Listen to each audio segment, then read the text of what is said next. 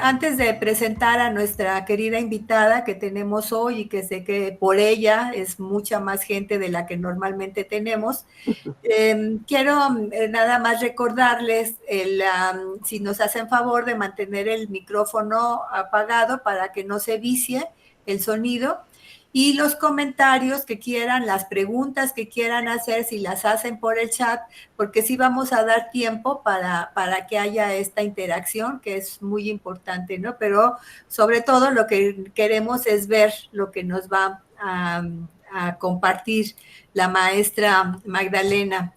Magdalena Loreley Villarán Figuerola.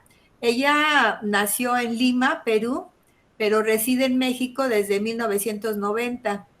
Estudió la licenciatura en Educación Artística en la Escuela Superior de Artes de Yucatán, ESAI, y también después estudió la maestría en Investigación de la Danza en el Centro Nacional de Investigación, Documentación e Información de la Danza José Limón del Instituto Nacional de Bellas Artes.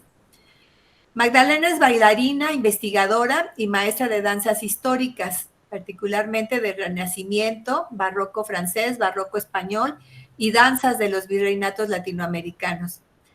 De 1997 a 2007 formó parte del grupo de danzas del Renacimiento y del Barroco, dirigido por el maestro Alan Starr. Fue bailarina, coreógrafa, asistente del director y maestra interna.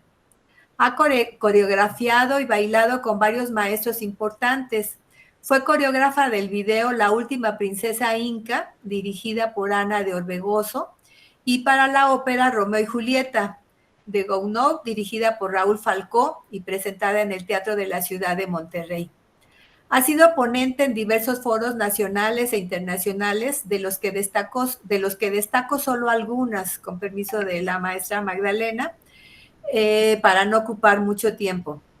La danza virreinal Entre Dos Mundos, que lo presentó en el Museo Nacional de Antropología e Historia. Cómo escribir la danza, que fue en el tercer encuentro de investigación sobre educación en danza del INBA.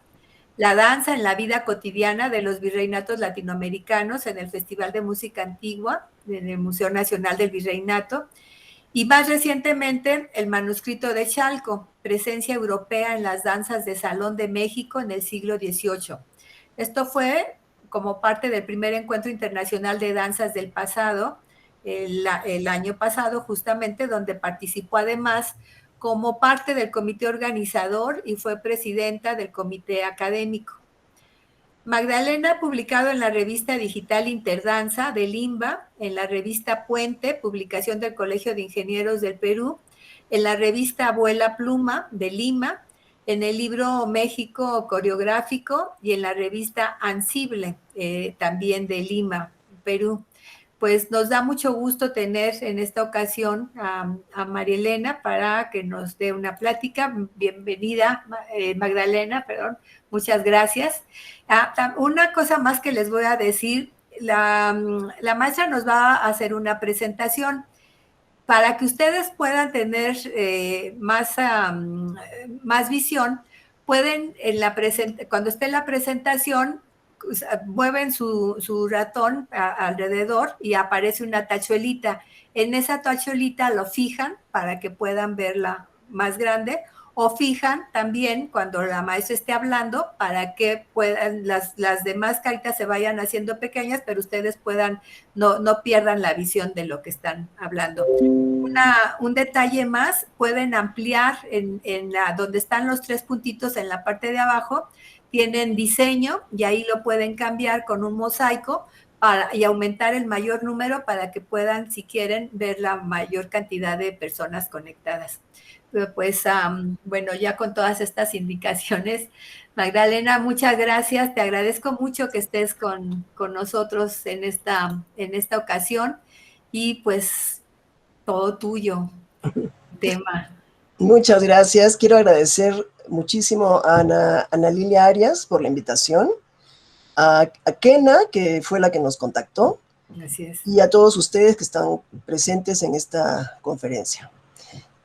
Yo voy a hacer una presentación primero con imágenes, porque quiero mostrarles un panorama de las publicaciones más importantes que ha habido de danza durante el Renacimiento y el Barroco, que es la época a la que yo me dedico, mi especialidad.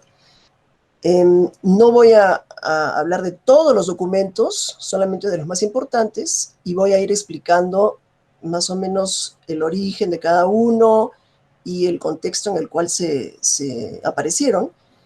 Y al final voy a hacer un breve análisis de la presencia del libro, de la importancia del libro de danza, el porqué de la presencia de estos textos. Voy a compartir entonces la pantalla. Ahí está. ¿Sí la pueden ver? Va, apenas. Ya está. Ok. Bueno. Entonces, para empezar, me gustaría... Ay, ahora no corre no corre la imagen. ¿Cómo hago? Directamente con la computadora, ¿no?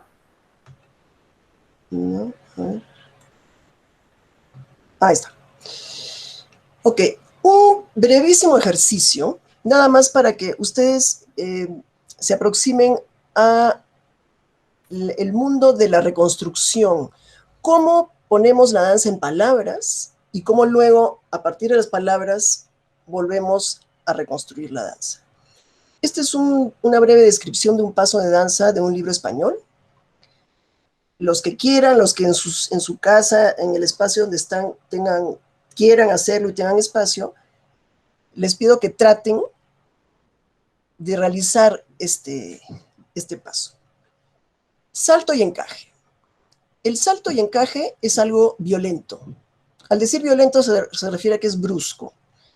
Compónese de dos movimientos, que son saltar con el pie hacia atrás y encajar el otro detrás del pie que saltó, poniendo la punta del pie que hace el encaje en la medianía del que hizo el salto. Entonces, ya leyendo esto, podemos intuir un poco lo difícil que es poner un movimiento, describir un movimiento y sobre todo un movimiento de danza en palabras y luego regresarlo al movimiento. A la hora de hacer reconstrucción trabajamos sobre todo con este tipo de textos. Bueno, voy a empezar hablando de el manuscrito de Bruselas. Este manuscrito es una joya, es una verdadera joya. Es de fines del siglo XV, está hecho en pergamino negro y todas las letras y las notas y los ornamentos que ven ahí son de oro y plata. Para que ustedes vean un poco la importancia de los textos de danza en esta época, que es cuando se empezó a escribir la danza. Los primeros, los más antiguos documentos son del siglo XV. Entonces tenemos dos focos, tenemos Francia-Borgoña y tenemos Italia. Voy a empezar con Francia-Borgoña, el manuscrito de Bruselas, que acabamos de ver, también llamado manuscrito de Margarita de Austria, que es alrededor de 1492. En este manuscrito se describen 4 pasos.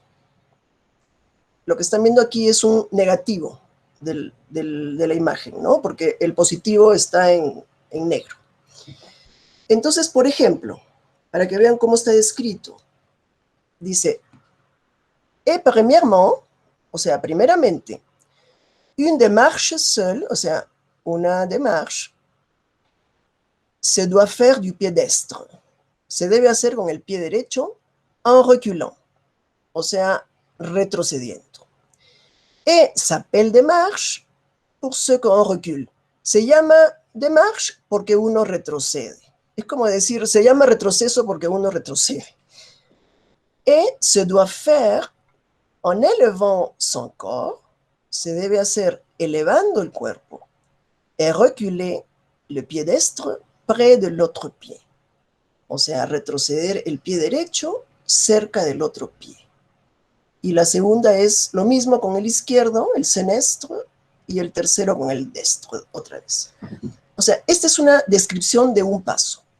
Aquí lo que vemos es la partitura con estas letritas que están aquí abajo.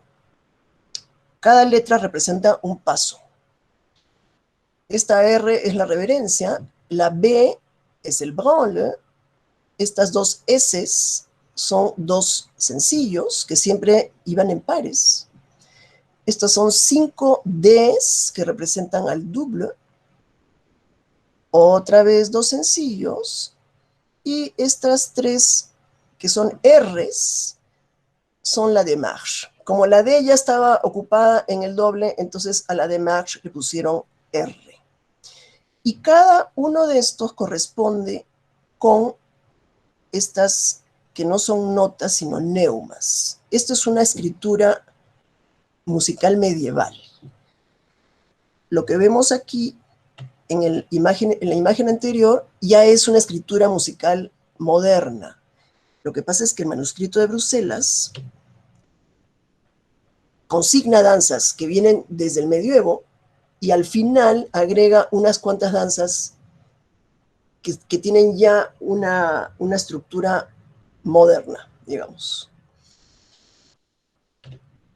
Luego tenemos el otro libro, este sí es un libro impreso de París, escrito en París, impreso en París, y es de alrededor de 1485. Aquí les he puesto el colofón, que es la última página, donde dice, si finissent les règles de danser, o sea, aquí terminan las reglas de danzar.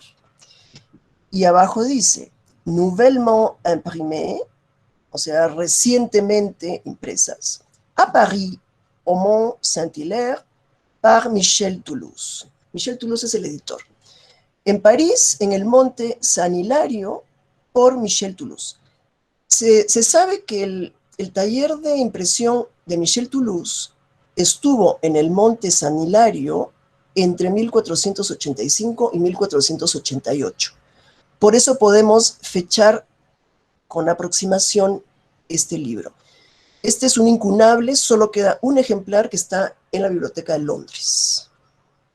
Entonces, eso al final lo voy a discutir un poco, pero es bien curioso, bien inquietante, que a pocos años de inventada la imprenta, un editor se hubiera arriesgado a publicar un libro de danza. Las danzas y todo el contenido de este libro son casi idénticos a los de manuscrito de Bruselas, salvo por estas danzas más modernas que les mencioné. Lo cual ha hecho pensar o que el manuscrito de Bruselas es copia de este, o que ambos son copia de un texto anterior perdido.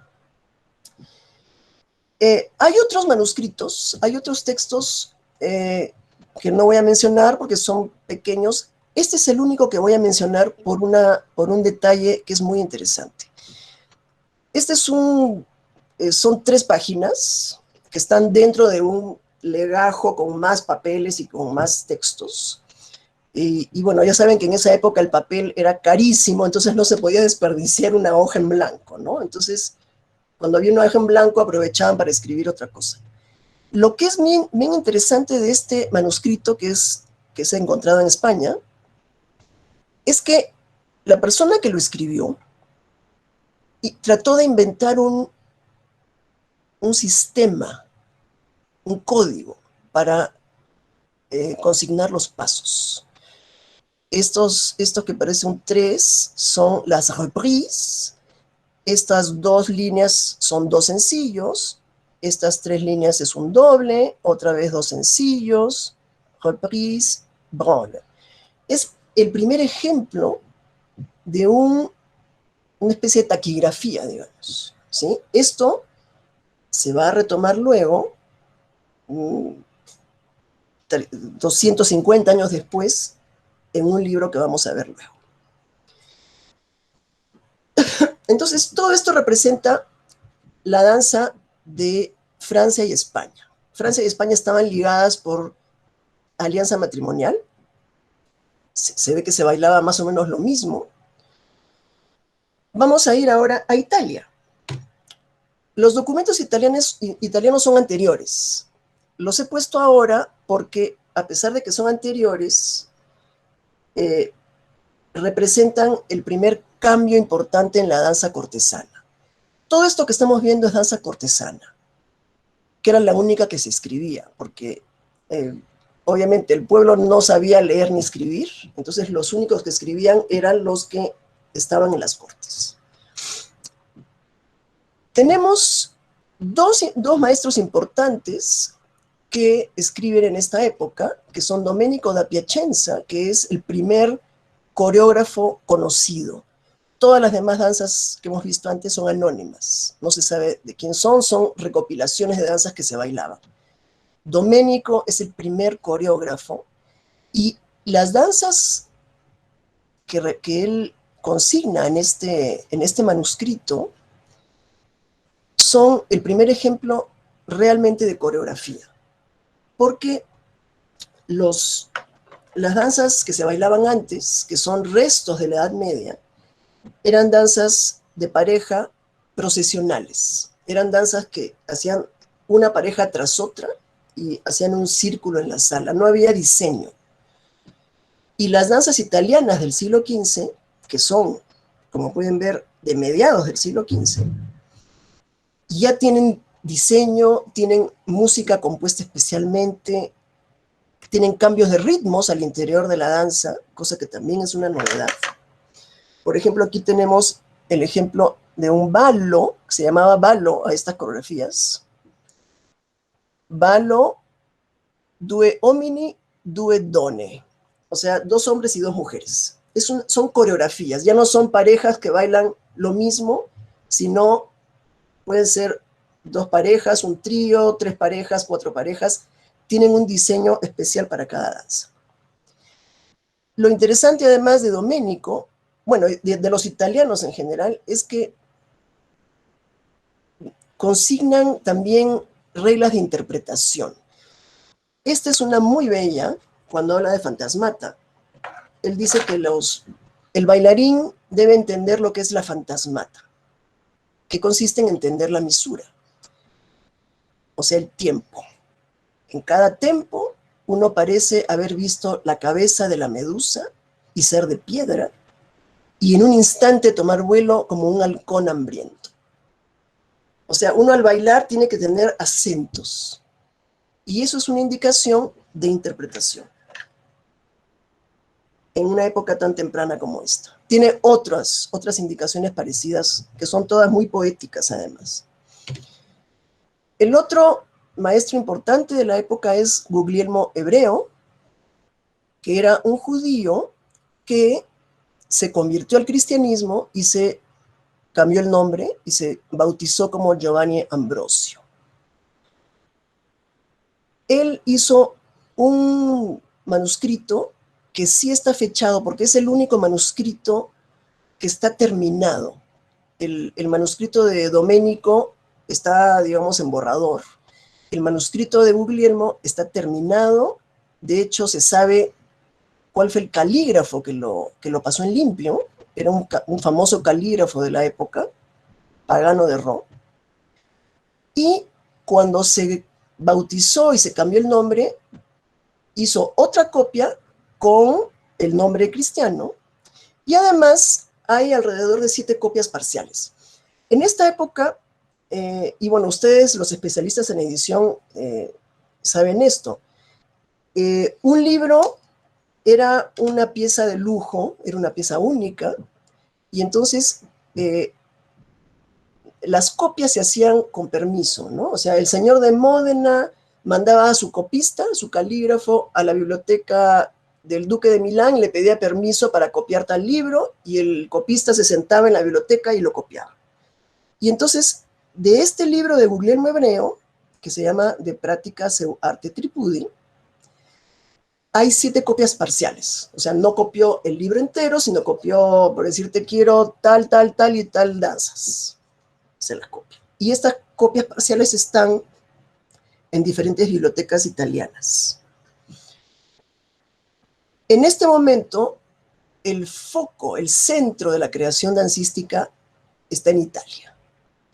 Y en el siglo siguiente sigue estando en Italia. Italia fue el centro de la creación dancística durante el siglo XV y el siglo XVI. En el siglo XVI empieza a haber ya una gran producción de libros de danza, ya impreso, ¿no? Ya con la imprenta funcionando en todas partes. Hay varios, yo voy a hablar nada más de dos maestros, que son Fabrizio Caroso y el siguiente. Aquí tenemos la carátula de uno de los libros de Caroso, que es Il Ballerino, que está hecho en Venecia en 1581. Venecia era un centro importante de publicación, sobre todo de música, ¿sí? Y bueno, y este libro fue impreso en Venecia. En Nobiltadi Dame hay una primera parte dedicada a reglas de comportamiento. Esto es bien interesante cuando vemos los libros de danza italianos, porque ellos, así como Domenico, habla de interpretación y habla también de toda una serie de descripciones que tienen que ver con poesía. En el siglo XVI empieza a haber reglas de comportamiento en los libros de danza. O sea, el maestro de danza era también maestro de modales, por decirlo de una manera, de cómo comportarse, cómo moverse, cómo entrar a saludar, cómo sacar a bailar a la dama, cómo sentarse. Entonces tiene toda una primera parte donde da indicaciones de eso, para hombres y mujeres. Hay una explicación muy, muy divertida cuando le dice a la dama cómo debe sentarse, por ejemplo. Entonces dice, cuando una dama se sienta, debe cuidar de que la cola de su vestido quede debajo de la silla. Porque imagínense que en esa época el vestido de la mujer tenía una cola como de 40, 50 centímetros. Entonces la mujer al sentarse debía moverse de tal manera que la cola quedara abajo. Y dice, si no, se van a ver como aquellas que una vez sentadas empiezan a jalar con el pie la cola para esconderla y parecen gatos arañando la arena. Tiene ese tipo de indicaciones que son muy graciosas y muy ilustrativas de la manera de pensar, de la manera de hablar. De verdad son textos bien interesantes de leer. Luego, el otro autor del siglo XVI, importante, es Cesare Negri. Si ustedes se fijan, los libros, los textos, los documentos del siglo XV están en la segunda mitad del siglo XV. Y luego los del siglo XVI están al final del siglo XVI. En el medio no hay nada. Yo tengo la idea de que los libros de danza se escribían cuando ya la técnica estaba acabada, porque la técnica que se bailaba en el siglo XVI es muy diferente a la del siglo XV. Entonces, hay unos 80 años en los cuales los maestros empiezan a innovar, empiezan a inventar nuevos pasos, inventar nuevas coreografías, y cuando ya está más o menos armado todo, publican. El libro de Negri tiene una relación de maestros italianos y son un montón de maestros. O sea, ahí nos damos cuenta de la importancia de la danza en la sociedad, porque la cantidad de maestros solamente en Milán, y este libro está publicado en Milán, es enorme. Entonces ahí podemos imaginarnos la cantidad de gente que estaba tomando clases de danza y que estaba comprando los libros para aprender las danzas. Estos son ejemplos de ilustraciones en los libros de Caroso y de Negri. Este está muy divertido porque vemos cómo el estudiante, además Negri lo aconseja, ¿no? Para practicar el salto y la batería, es bueno apoyarse en una silla o en una mesa para poder sostenerse mientras uno trabaja el movimiento de las piernas. Y miren acá cómo están vestidos. Con este vestido bailaban y vivían. El hombre bailaba con capa, sombrero y espada corta. Por eso es que al bailar el hombre generalmente se ponía la mano en la cintura para sostener la espada, para que la espada no anduviera haciéndose, ¿no? Sobre todo en los saltos.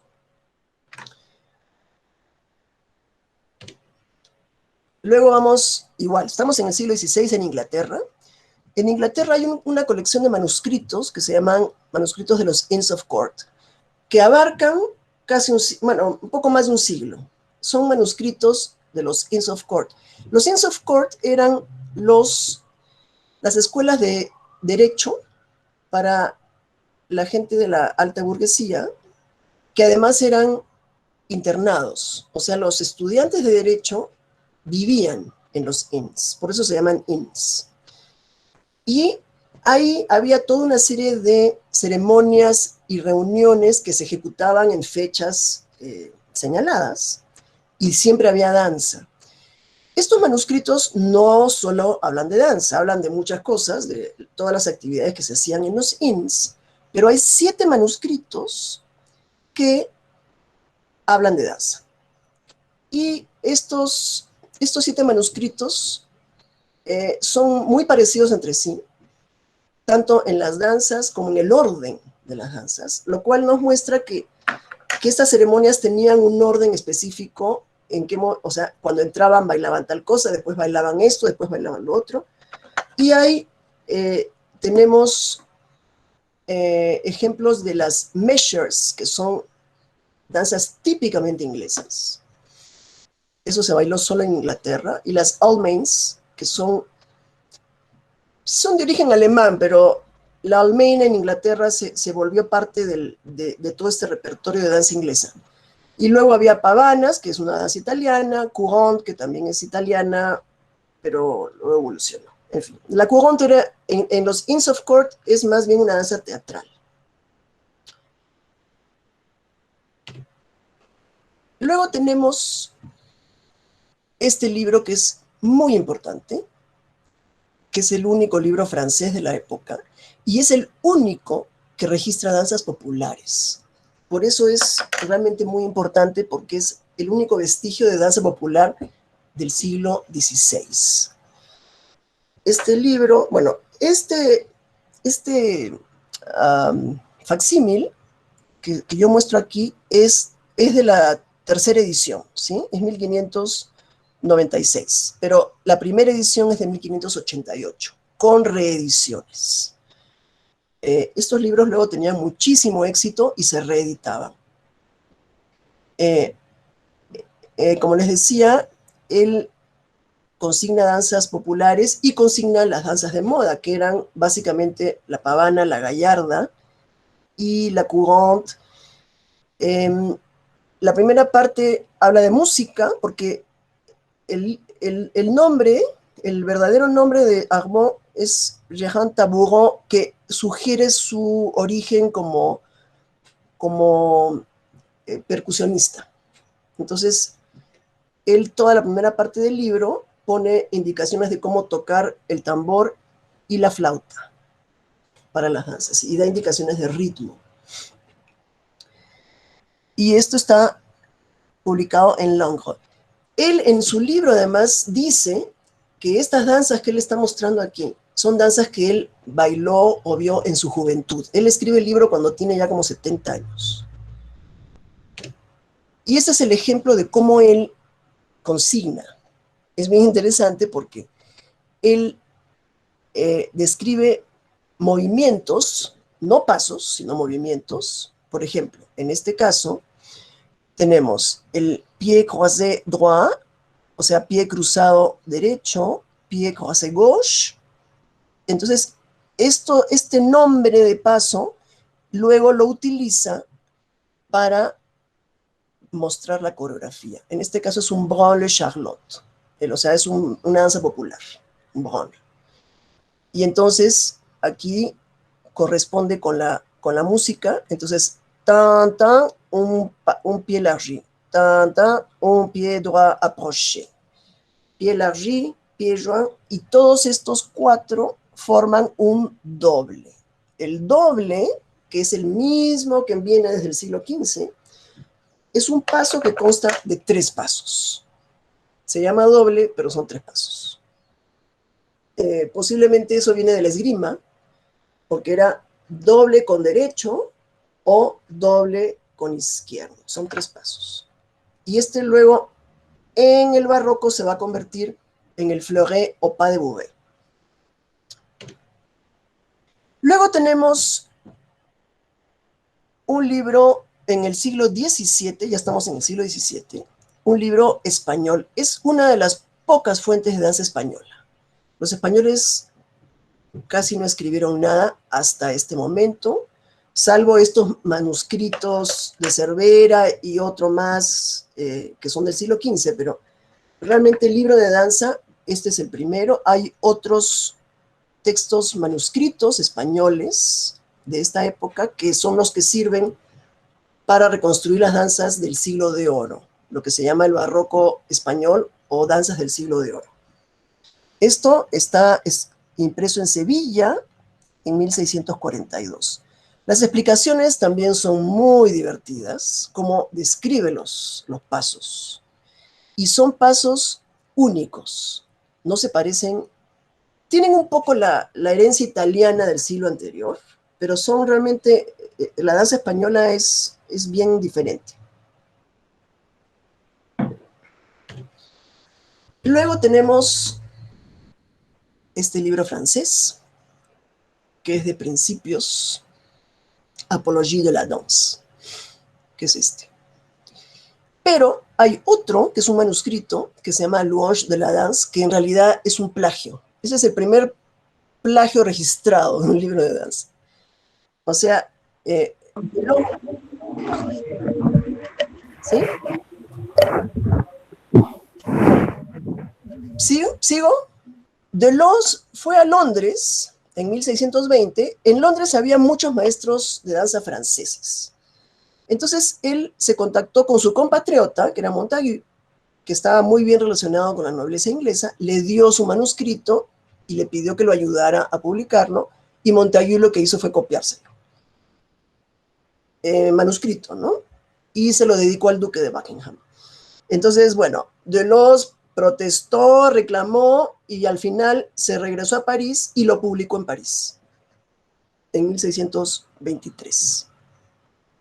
Apologie de la danse, la parfaite méthode de l'enseigner, o sea, el perfecto método para enseñarlo a caballeros y a damas.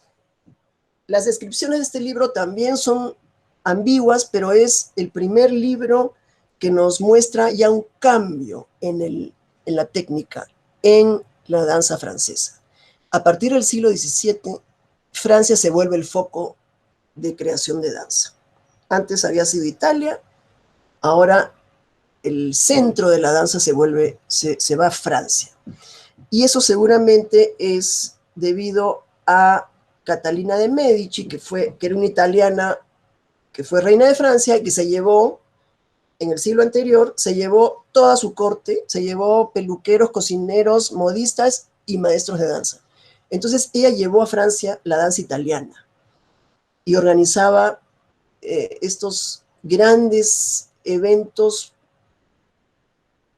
políticos, ¿no? O sea, la danza y el arte en general era una manera de mostrar el poder y era una herramienta política, porque siempre había alusión a los personajes de la corte, a los personajes de la realeza, y se armaban todas estas espectáculos realmente fastuosos, donde había danza, había poesía, música, eran espectáculos que duraban 3 días, ¿no? O sea, el primer día se hacía una cosa, el segundo otra y así. Luego, tenemos Inglaterra, seguimos en el siglo XVII, tenemos la country dance. La country dance es un género típicamente inglés. Es una danza, es un género también de origen popular, de ahí el nombre, es danza de campo. Y en 1651, este editor, que este también es un editor, John Playford, publica el primer libro de Country Dances, que fue un éxito total, y hay varias ediciones de este libro que se llama The English Dancing Master. Primero John Playford, después su hijo, y después, cuando murió el hijo, el que se quedó con la imprenta siguió publicando libros de country dance. A lo largo de 100 años, más o menos, siguieron publicando libros de este libro de country dances, aparte de otros muchos publicados en Inglaterra y en Escocia. Pero este fue el primero. Lo que hace Playford, que es muy ingenioso, la country dance tiene una estructura muy específica que también va evolucionando. Sabemos que la country dance se practicaba desde el siglo anterior, solo que no hay registros, pero su estructura fue evolucionando. Al principio eran danzas o circulares o de 2 parejas, 3 parejas o 4 parejas que tenían una estructura cerrada. O sea, empezaba la danza, tenía una línea melódica donde se hacían las primeras partes, una A, digamos, A, B, A, B, A, B.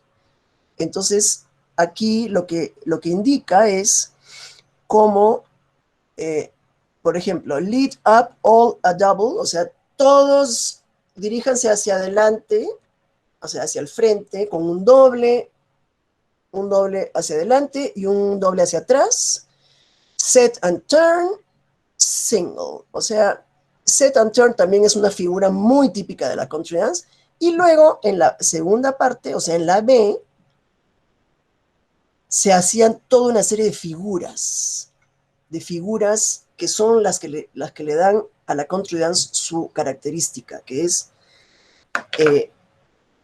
cruzarse, abrir, hacer un círculo, hacer una cadena, o sea, toda la variedad de figuras que se hacían en la country dance, y terminaba, o sea, se repetía, se hacía la A con su B, otra vez la A, se repetía la B, la A y se repetía la B, y todas tenían esa estructura cerrada.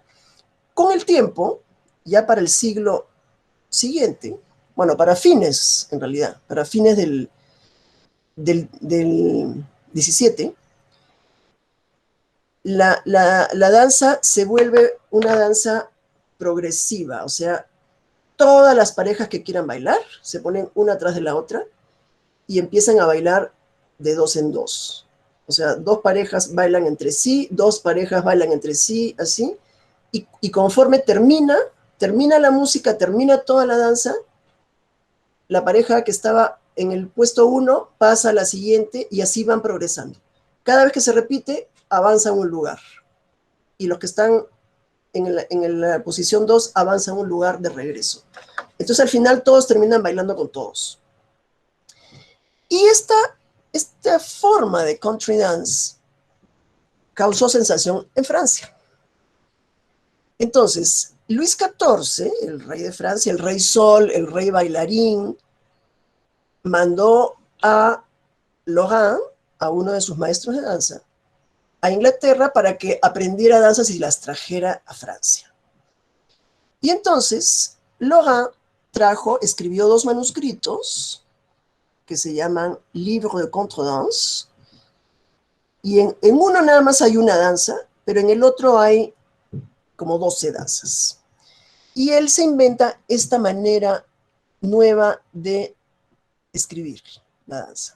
Entonces las parejas están una pareja acá, otra pareja acá. Entonces, o sea, aquí está la pareja y aquí hay otra pareja.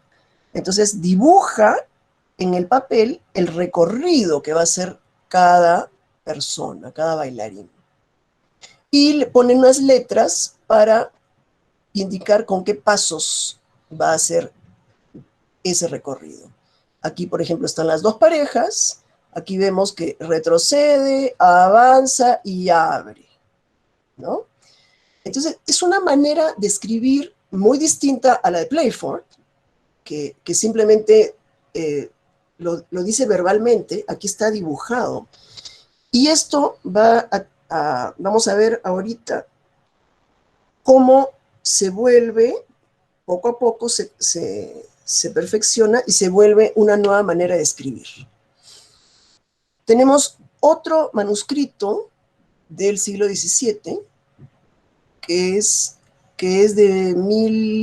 aquí no puse la fecha, es de 1685, 88. Este es el único ejemplo de una mascarada completa, Le Mariage de la Grosse Catos, que era una mascarada cómica, el matrimonio de la gorda Katy, y la música es de Philidor y el manuscrito, o sea, la danza, la coreografía es de Favier. Y aquí tiene otra manera de escribir, de consignar la danza, donde pone arriba la música y aquí pone los bailarines y los movimientos que van haciendo. Tiene unos simbolitos, unos chiquitos acá, que indican si dobla la rodilla, si estira la rodilla, si salta, todo eso. En realidad, Luis XIV fue el impulsor de la danza y del desarrollo de la danza en Francia. Él fundó la Academia de la Danza, que fue la primera de las academias, antes que la de ciencias, que la de literatura. La Academia de la Danza fue la primera. Y encargó a los académicos que perfeccionaran la técnica y desarrollaran un sistema de escritura para preservar las danzas que se componían.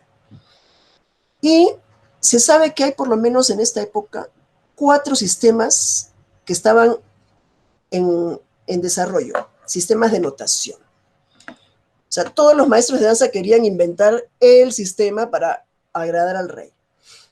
Se sabe por lo menos de 4. Uno de ellos es el de Favier, el otro es el de Laurent, el que vimos antes, que es para country dances. Como las country dances realmente lo importante es el recorrido, aquí lo que a él le importaba mucho era poner el recorrido que hacían los bailarines.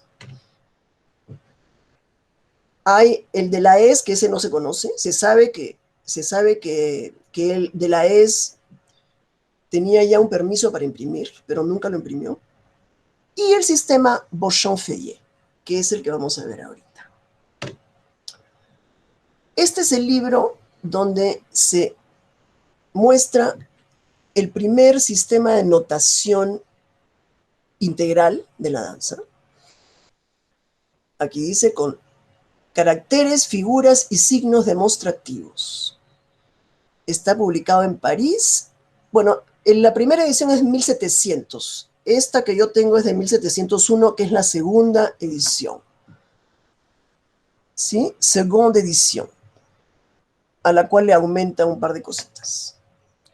Y esto he puesto como ejemplo, digamos, el sistema es bien complejo. Ahora vamos a ver así para que se hagan una idea.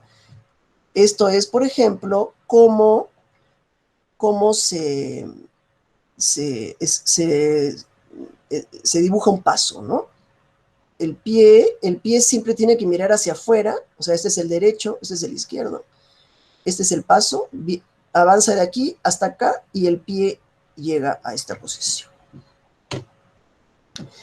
Entonces, en realidad el que inventó el sistema fue Beauchamp. Beauchamp era maestro del rey, fue maestro privado del rey durante 20 años. Luis XIV tomaba clases de danza todos los días. Beauchamp era su maestro y además era miembro de la academia. Y aún así, cuando Feuillet publicó el libro, él se quejó y no pudo hacer nada, porque en esa época no era derecho de autor, era derecho de impresión. El que imprimía era el dueño. Y entonces hay pruebas, porque él hizo todas unas quejas, ¿no? Y sí llevó testigos que dijeron que efectivamente él había inventado ese sistema hacía como 20 años, por lo menos, y que lo usaba, pero nunca lo publicó. Entonces le dijeron, lo publicó el señor Feuillet, entonces no hay nada que hacer. Lo que es muy genial de este sistema es que logra, por fin, consignar las 3 dimensiones de la danza. O sea, movimientos de las piernas en este caso, recorridos y duración en el tiempo. Que esa es la dificultad de escribir la danza, porque son 3 dimensiones que son muy difíciles de consignar al mismo tiempo. Entonces, aquí tenemos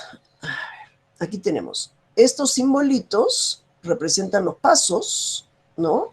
Paso con izquierda, paso con derecha, paso con izquierda. Este es hombre-mujer.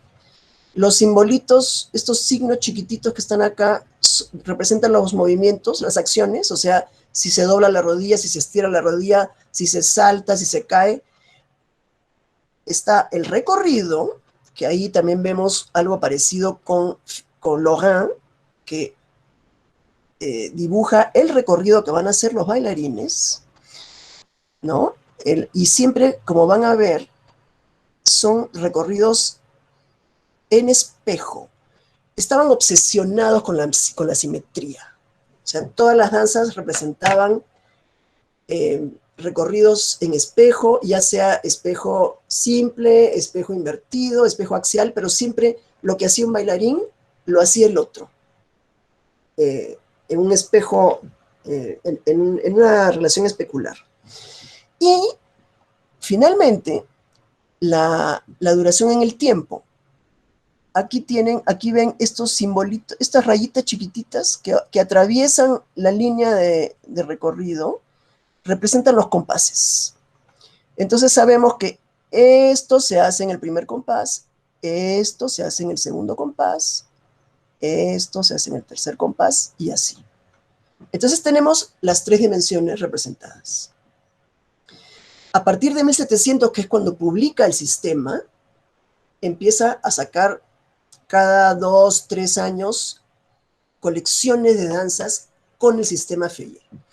O sea, la gente compraba su libro, tenía que saber leer, obviamente, el código, y se aprendía las danzas. Y luego tenemos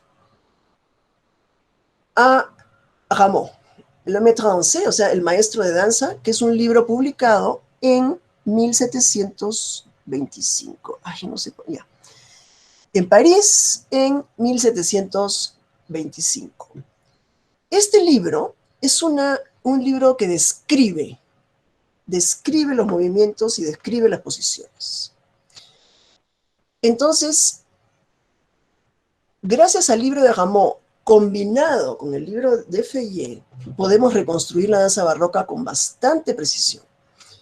Porque los signos que pone Feuillet, por ejemplo, dice se estira la pierna, pero no está especificado. Y bueno, ¿y la otra pierna qué hace, no? Yo estiro la pierna, pero ¿cómo? ¿Cómo apoyo?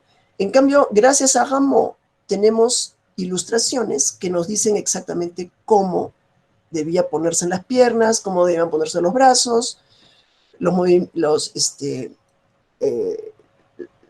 cómo avanza de una posición a la otra. Entonces, es bien importante porque complementa la información de la notación.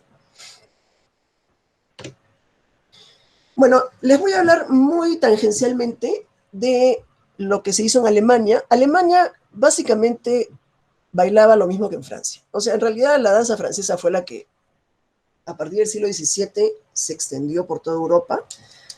Es más, en Alemania los nobles alemanes hablaban francés porque les parecía que eso era lo más elegante.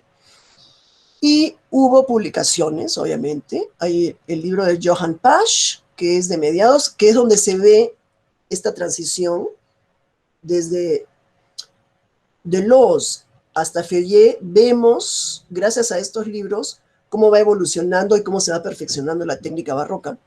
Y está este libro de Taubert, que es de 1717, que es básicamente un libro sobre danza barroca. Y él habla mucho y da muchos datos acerca del minueto.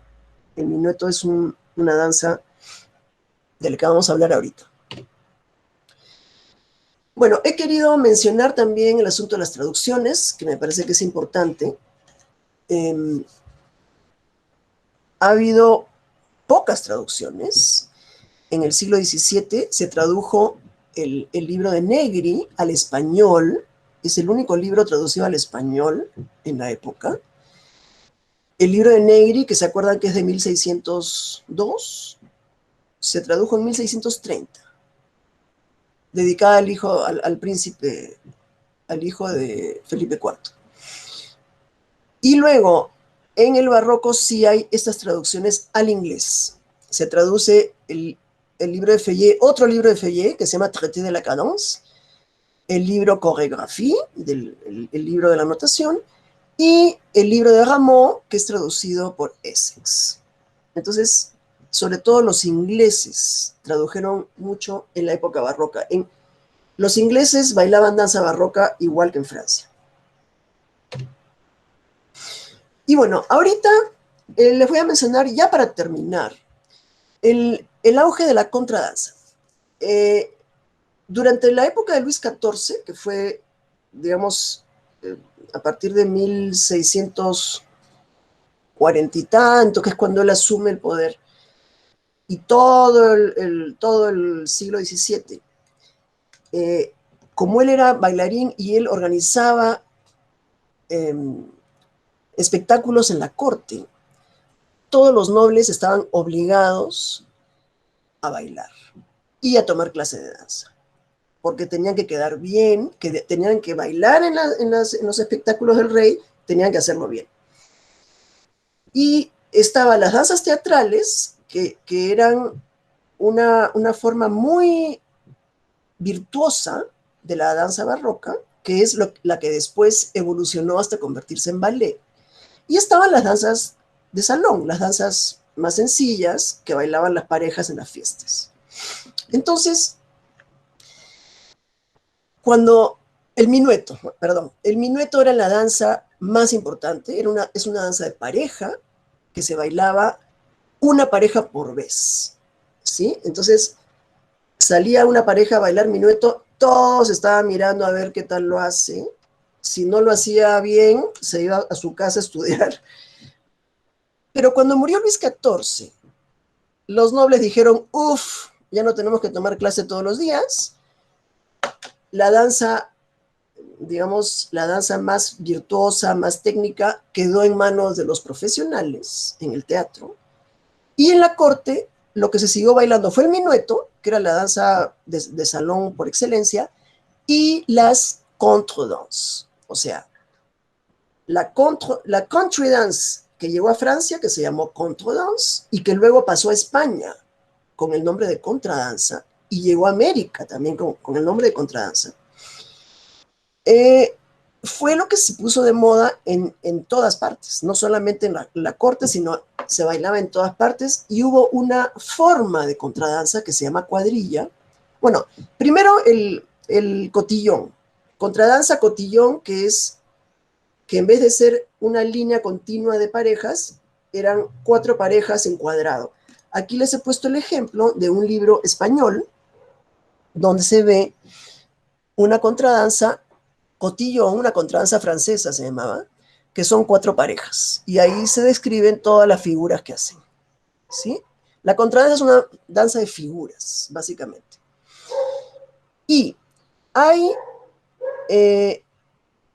una... Ay, perdón, ¿qué dice? Ya.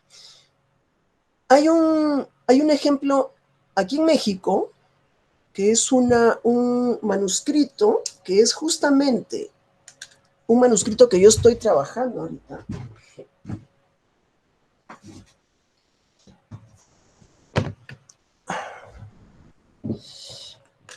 A ver, espero que lo puedan ver.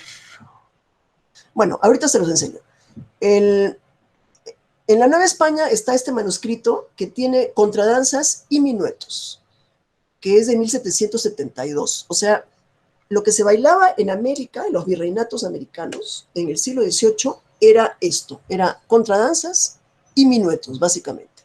Y encontramos vestigios de minuetos en todos los virreinatos, en el virreinato del Perú, también en el de Río de la Plata, o sea, eran las danzas que se bailaban en las cortes y en las casas burguesas de América. A ver, y también en Estados Unidos, ¿no?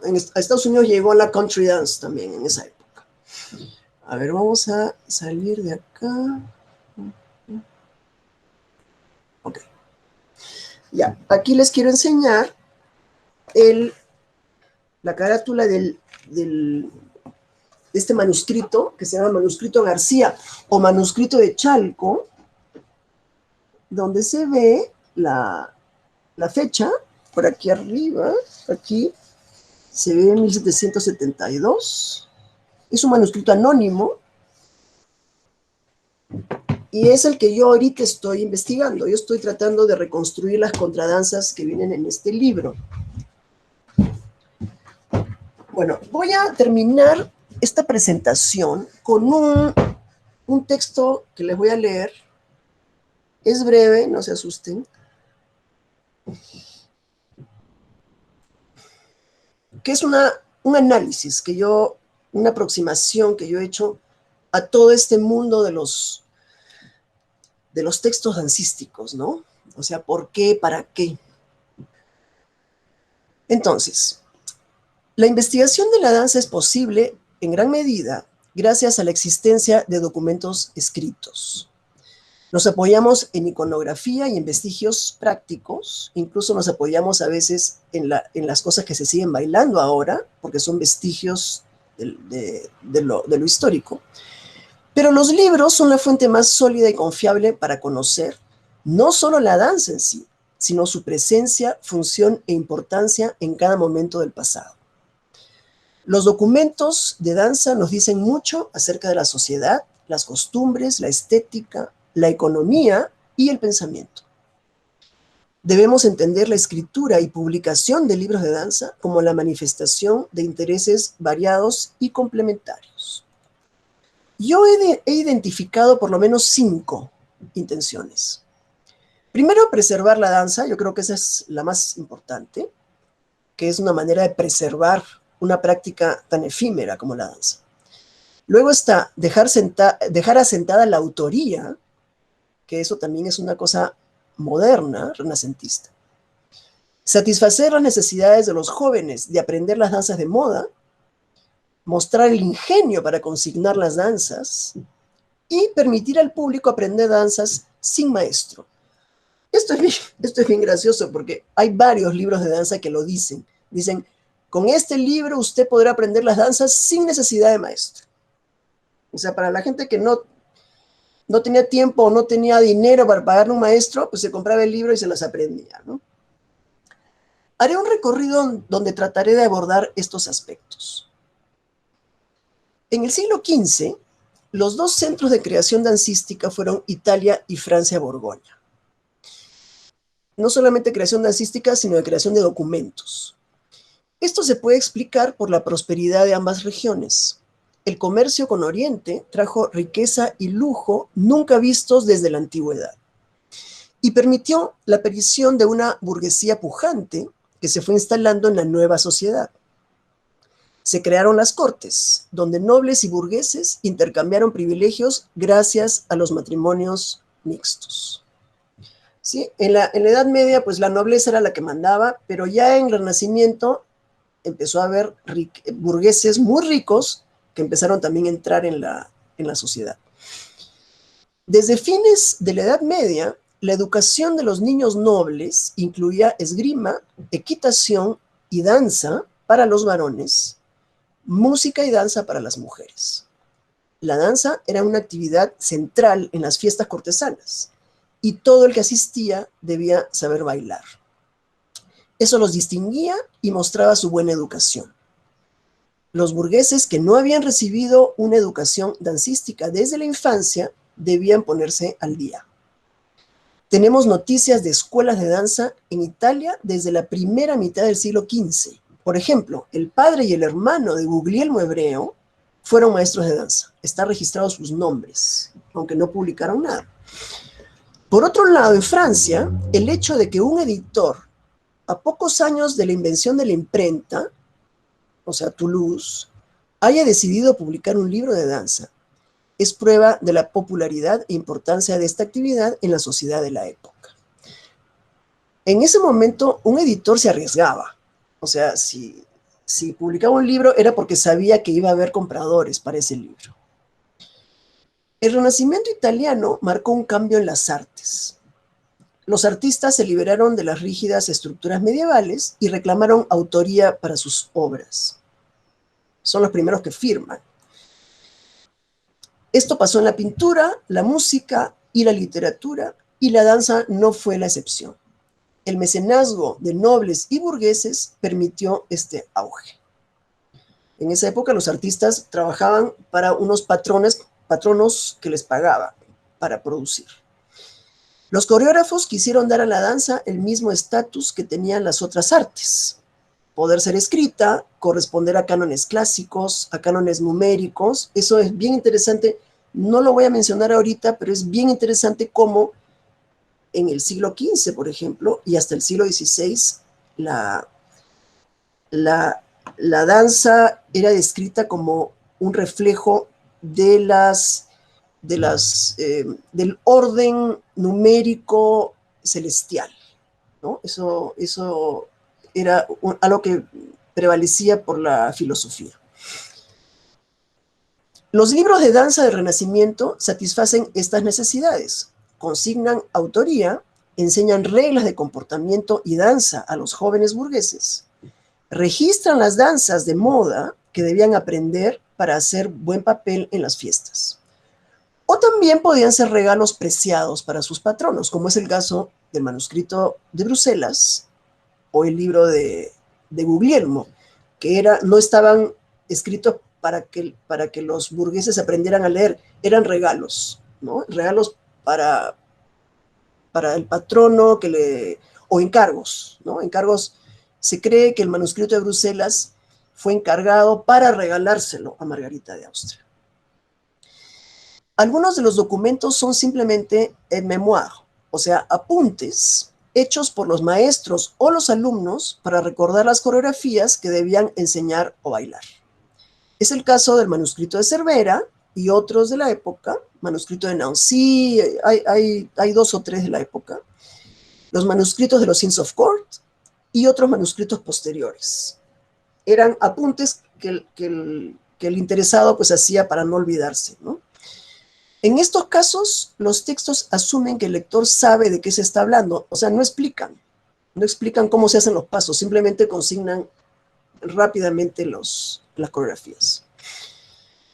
Lo cual supone un reto para nosotros, además, porque leer estos apuntes que asumen que nosotros ya sabemos cómo se hacían, pues nos supone un problema, ¿no? Hay que hacer estudios comparativos, ¿no?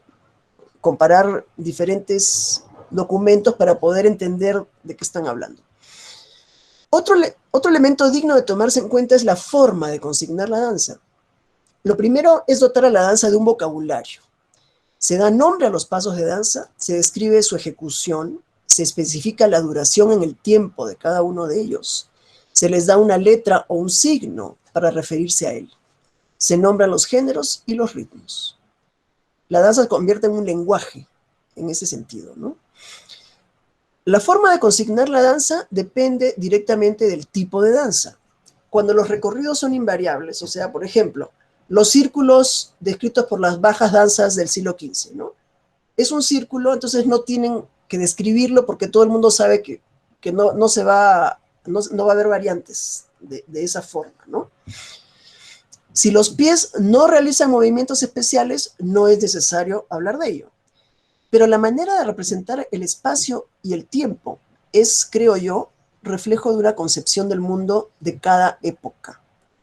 Por ejemplo, la notación Beauchamp-Feuillet refleja el racionalismo del siglo XVII, con su afán por describir los elementos constitutivos de la danza de manera clara y distinta, como diría Descartes. Cada página de una coreografía es un plano cartesiano con medidas y coordenadas.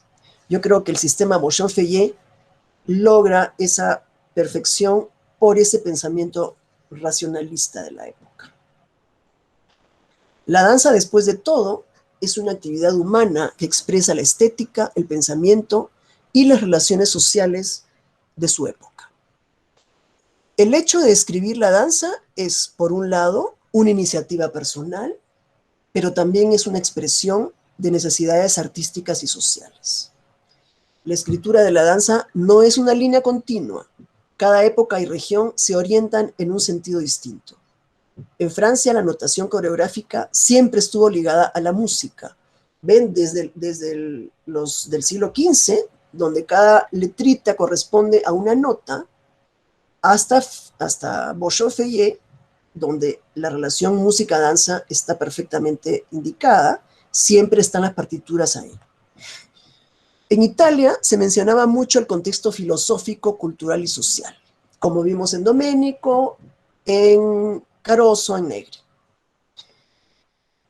Me voy a parafrasear a mí misma, diciendo que si bien la escritura de la música ha tenido un desarrollo ininterrumpido desde el siglo X, la danza no ha tenido esa suerte y quizás nunca la tendrá.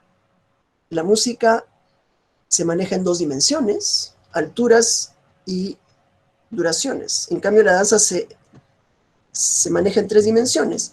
Las notas son las mismas, cualquier tipo de música que se haga siempre van a ser las mismas notas. En cambio, el movimiento varía muchísimo, ¿no?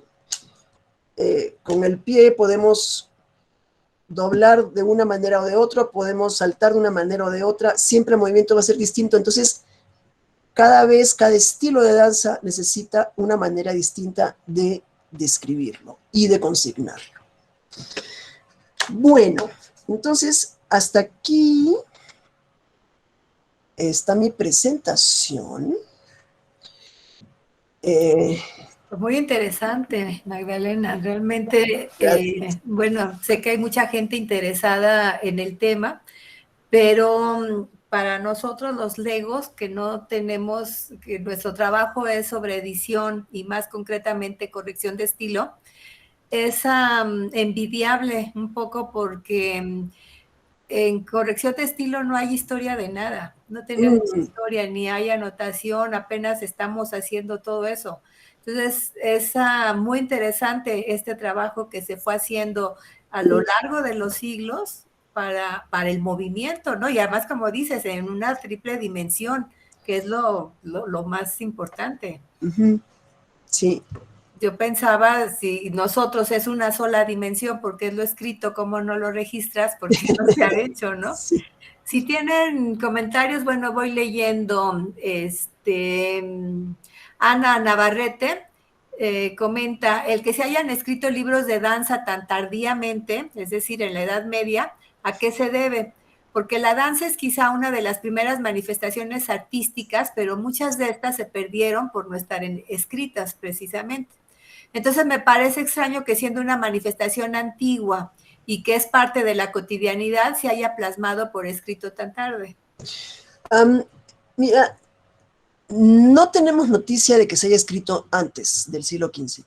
Posiblemente en el siglo XIV hubo algo, pero por ejemplo tenemos en los griegos, hay descripciones de la música y hay mucho dibujo, hay sobre todo, por ejemplo, en la cerámica, hay muchos dibujos de bailarines, pero hasta donde sabemos no se escribió la danza, se escribió ¿cómo se llama esto?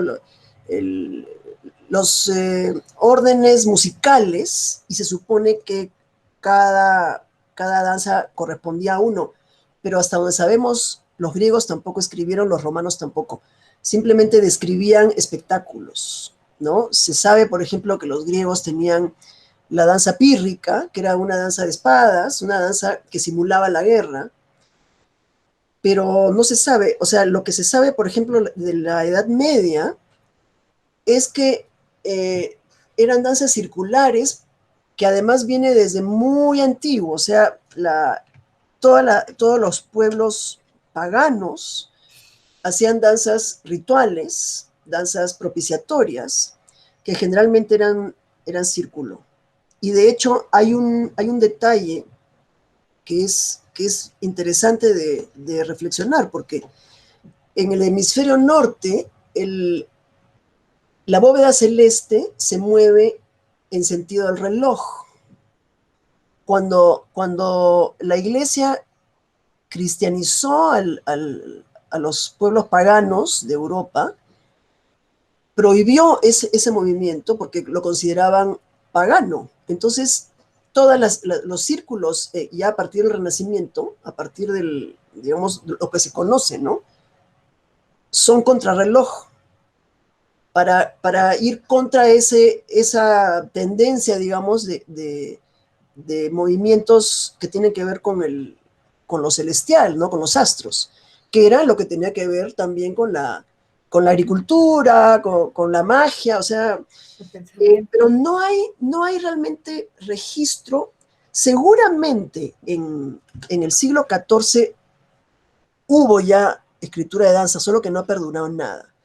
Del siglo XIV sí tenemos varias partituras musicales de danzas. Sabemos cómo se llamaban las danzas, pero no sabemos cómo se bailaban. De repente por ahí aparece un documento, no sé. Pero de que ha habido interés por escribirla, pues sí tiene que haber habido. Ahora, como les dije al principio, el pueblo no escribía. Para empezar, no tenía ni papel, o sea, el papel era un objeto de lujo. Entonces, difícil escribir, ¿no? Solamente escribía la gente que tenía pues este acceso a eso, ¿no? Y no sé si la danza popular pues se transmitía de padres a hijos y se bailaba en las fiestas y se aprendía naturalmente, ¿no? Bien, gracias. Andrea Espinosa pregunta cuál es el nombre del artículo de investigación que leíste. Y te hago un comentario, Carlos, si quieres hacer un comentario, preguntar, porque no vamos a abrir micrófono, solamente a leer lo que escriban, ¿no? Entonces, el nombre del artículo, de lo que leíste. ¿Cuál? Lo que leíste al final. Ah, no, eso lo escribí yo. Pero no forma parte de tu ponencia de Chalco, o es parte de lo que estás trabajando ahora. No, lo que leí al final lo escribí, es la conferencia, digamos, que escribí para presentar hoy. Para hoy. Sí, no, lo de Chalco es un trabajo que estoy haciendo ahorita. Bueno, empecé hace poco más de un año con ese trabajo.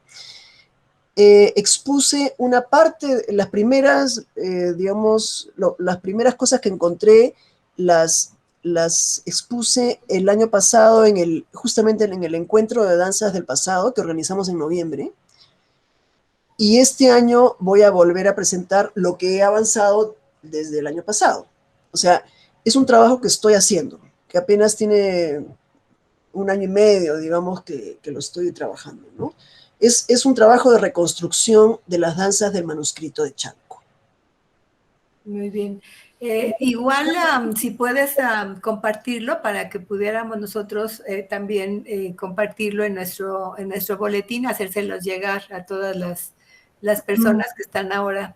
Sería interesante, a reserva de que también lo publiques en las revistas especializadas, ¿no? Sí, bueno, las ponencias del año pasado están grabadas en la página del CENART. Todo el encuentro está grabado. Ahí está la ponencia que presenté el año pasado. Y la de este año apenas la voy a presentar. Bien, pero esto que leíste ahora, bueno, son felicitaciones las que te hacen, Magdalena, Carolina. Lo que puedo hacer es mandarte el texto que leí. Sí, ya. Para publicarlo. Sí. Okay. Sí. Carolina Bornachi, excelente, maestra, muchas gracias. Libertad Paredes también, gracias por compartir. Peggy Murray, gracias, muy lindo. Berta María Hernández, también muchas gracias, Magdalena. Cecilia Alonso, excelente ponencia. Dora, también, magnífica presentación. Preguntas propiamente no hay, ¿verdad? Pregunta Julio Enrique Torres si existe algún libro escrito de Jean Baptista Lully. No, bueno, aparte de la música, ¿no? Pero que yo sepa, él no escribió nada. O sea, como texto teórico, dice, ¿no? Sí. No, él colaboró con todas las obras de Luis XIV, o sea, él era el músico oficial, ¿no? Del rey Luis XIV. Entonces él escribió música para las óperas, para las obras de teatro, y él trabajó en colaboración con los coreógrafos del rey. Lo que pasa es que las danzas, casi todo lo que hizo Lully es previo a 1700. Entonces, el sistema de notación se publicó en 1700. Entonces, todas las danzas que se estrenaron antes no están escritas. Hay algunas que sí están escritas, pero no sabemos si son las que se bailaron en ese momento o si fueron coreografiadas después. Por ejemplo, hay una danza que es l'entrée d'Apollon, que es la entrada supuestamente con la que Luis XIV se presenta como el Rey Sol, como el Sol, ¿no? Que de ahí le viene el nombre de Rey Sol. Él a los 14 años debutó, digamos, bailaba desde los 5, pero a los 14 años debutó en esta obra, que era el Ballet de la Nuit, que duró toda la noche. Es un ballet que duró toda la noche, y cuando amaneció, apareció él vestido de Apolo, como el sol, y bailó una entrada de ballet. Esa entrada de ballet está escrita en notación Feuillet, pero no sabemos si es la misma que bailó el rey, porque el rey bailó eso pues en 1645 o 50, ¿no? Y la notación se inventó 50 años después.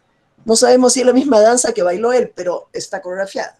Y así pasa con muchas otras danzas que corresponden a óperas compuestas antes de 1700, cuya coreografía está escrita después. Registro, muy bien. Beto Luna pregunta si la contradanza está considerada como danza en l'air. No pronuncio el francés. Ajá. No. No, la contradanza es un género. Cuando se dice en l'air significa en el aire, ¿no? Entonces, es que hay varios conceptos, ¿no? Por ejemplo, la basse dance, que es la danza estas del siglo XV que vimos al principio, se llama basse dance, o sea, baja danza, porque no salta, porque se mantiene siempre en el suelo.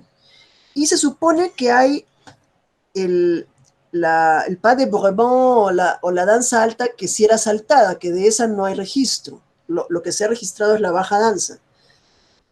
Y luego la palabra en l'air, o la frase en l'air, se refiere a cuando se levanta la pierna. El pie en l'air significa el pie en el aire. No es un género. La contradanza es un género. Es este género que les mencionaba, que son danzas de parejas que realizan una serie de figuras, que eso es realmente lo atractivo de la contradanza, ¿no? Que tiene todo un repertorio de figuras inmenso, y que además se va complejizando con el tiempo. O sea, por ejemplo, en el siglo XVIII hay montones de libros de contradanzas en España. O sea, es un furor que hubo por la contradanza en el siglo XVIII, ¿no? Y por eso llegó a todas partes, ¿no? Pero es un tipo de danza, es un género, vaya, ¿no? Que siempre tiene esa forma de parejas, ya sea parejas en línea, una tras otra, o parejas en cuadrado. Muy bien, muchas gracias. Judith Sanz pregunta si se compartirá la presentación. Sí, ténganos un poco de paciencia, la grabamos y pasamos a que la editen, pero pues esto está un poco lento, este trabajo de edición para luego subirlo a YouTube. En cuanto la subamos, les avisamos porque tenemos el correo de todos para que estén enterados de cuándo lo estaremos compartiendo. Carlos Iván Santana pregunta, dice que le gustaría saber si puede tener contacto contigo, Magdalena. Él estudia en la ENA y quiere trabajar culturas afroamericanas en México, pero lo quiere estudiar desde una perspectiva dancística. Okay. Claro que se puede, ¿no? Sí, sí, sí. Bueno, mi Este, correo, en todo caso, ¿no? si quieres, si quieres anotar ahí o A nosotros ver, se lo damos anoto mi para quienes correo. quieran tener contacto con la maestra Magdalena, que es pues muy interesante. A ver, ahorita les voy a anotar mi correo. Ajá. Mientras lo escribes, Melba comenta si alguno de estos libros se han encontrado en México, más bien pregunta. El manuscrito de Chalco es nuestro referente para reconstruir danzas de la Nueva España. Es una pregunta. Sí, realmente es el único libro, es el único texto. O sea, hay una colección de danzas, pero solamente está la música, que es el Códice Saldívar. Vienen las danzas, vienen el nombre, hay fandangos, hay muchas danzas españolas porque escribió este manuscrito para guitarra. Entonces hay muchas danzas que son españolas, pero hay otras que ya son mestizas. Por ejemplo, está el fandango, están los cumbés, está zarambeques, o sea, hay varias que son ya una expresión popular de aquí, pero la danza no está descrita. Lo único que hay realmente en danza, desgraciadamente, son las referencias, ¿no? O sea, aquí, a pesar de que ya existía el método, el sistema de notación, aquí no se usó. Entonces no hay ninguna danza anotada con ese sistema. Eh, lo único que conocemos, por ejemplo, es las prohibiciones, ¿no? O sea, las prohibiciones que hacía la iglesia, ¿no? Que decía que no deben bailar zarabanda porque la zarabanda es lasciva y cuando bailan las parejas se juntan los ombligos y hacen movimientos de brazos muy obscenos. O sea, eso es lo único que sabemos realmente, ¿no? Y ve tú a saber qué cosa era para ellos tener los ombligos juntos. O sea, de repente era medio metro, pero ya les parecía demasiado, ¿no? Este, pero sí, realmente el manuscrito de Chalco, hasta donde yo sé, es el único que sí consigna danzas. Las consigna de una manera bien difícil de interpretar, muy confuso a veces, ¿no? Pero vaya, es lo único que hay. Y algunas están un poco más claras que otras, ¿no? Y tiene la música, que eso también es bien importante. O sea, Claro. les voy a enseñar un ejemplo. Este es mi fotocopia del manuscrito. Viene, por ejemplo, aquí la música y abajo, escrito a mano, la descripción de las figuras que se deben hacer. En este caso, pues es una descripción bien larga, hay unas que son cortitas. O sea, hay unas que parece que ni siquiera están terminadas, ¿no? Lo que hizo este señor fue escribir todas las músicas, o sea, hay 180 y 160 y algo, creo, pero no todas tienen descripción. O sea, se ve que lo que él hizo fue escribir todas las músicas con su título, ¿no? El título de la danza, y luego fue escribiendo las coreografías. Entonces, no todas las músicas tienen esa descripción. Más o menos la mitad de las 180, digamos que hay, 160, la mitad tiene coreografía y la otra mitad no. La otra mitad solamente la música. Pero son bastantes.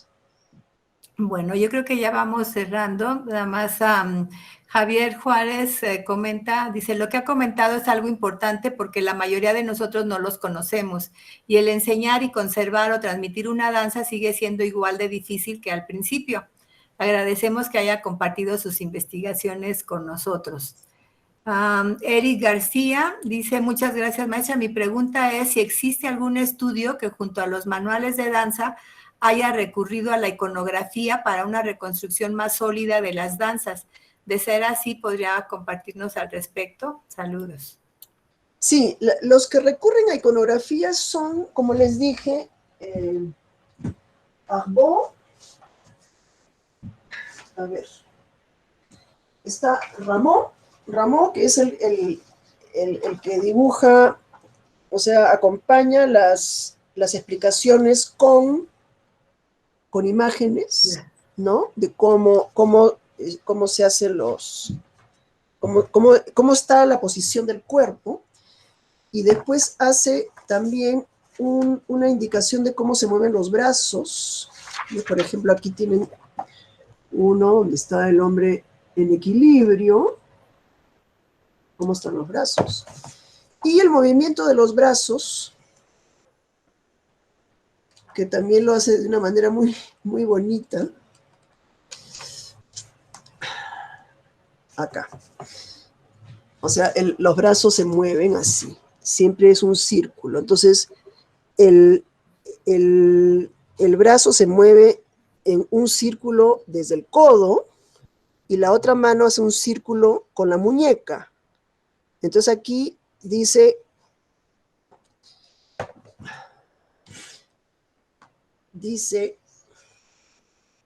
rond de coude de haut en bas, o sea, círculo de codo de arriba hacia abajo. Y entonces con las letritas describe el recorrido del brazo, digamos, ¿no? Ese sería el ejemplo de digamos, el uso de la imagen como ayuda, ¿no? Para mostrar lo que se está describiendo. Y el otro es el de Arbó, que ahorita lo tengo allá, si quieren lo traigo, pero el libro de Arbó, que tiene todos estos monitos donde dibuja la posición de la pierna, digamos, en cada paso, ¿no? Pues es realmente muy interesante. Yo creo que vale la pena continuar más adelante con este tipo de charlas, de divulgación para pues los no especialistas. Uno es para los especialistas, otro para los que no lo somos, pero nos nutre muchísimo porque pues es parte de la cultura, ¿no? Entonces, por lo pronto queremos darte las gracias, invitar también a todas las personas que están aquí con nosotros a que continúen. Hacemos videocharlas cada semana, todos los jueves, y la próxima videocharla que vamos a tener es un tema completamente alejado de lo que estamos aquí viendo, que es muy polémico, pero que no deja de ser interesante porque también refleja una época, y es una clase gratuita que va a dar la maestra Guadalupe López sobre el lenguaje incluyente y no sexista, más allá de las y los. No es una discusión gramatical, no es una discusión lingüística, sino es una perspectiva y habrá que verla. La siguiente semana tenemos la charla para seguir un poquito de historia, pero esto es sobre la historia de las matemáticas con el maestro Alejandro García Diego, que va a hablar sobre ello, y después entraremos en una fase interesante que los invitamos mucho porque va a ser cada semana vamos a mostrar una clase de los maestros del diplomado. Para los que no nos conocen, tenemos un diplomado, el primero, más bien, especializado en la corrección profesional de estilo editorial. Y entonces en septiembre empezaremos con esto de los maestros del diplomado. Les estaremos mostrando, les estaremos anunciando. No sé si quieras decir algo más, comentar algo más,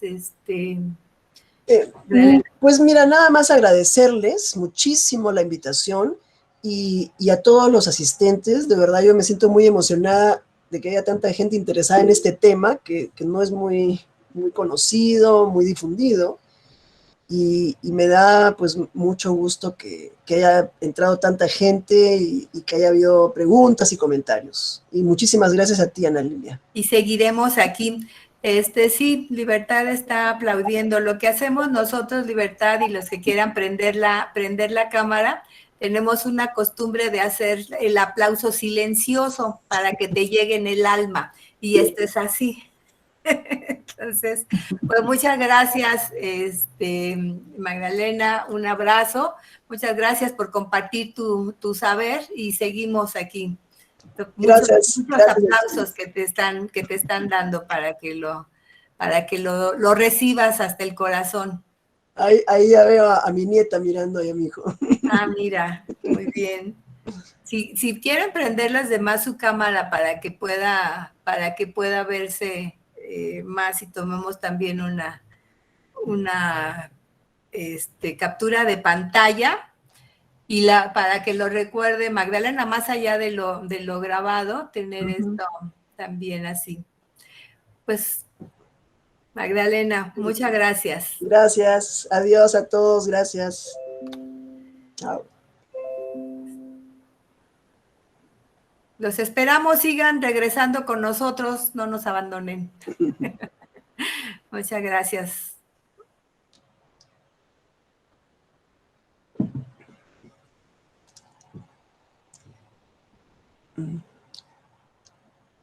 Okay.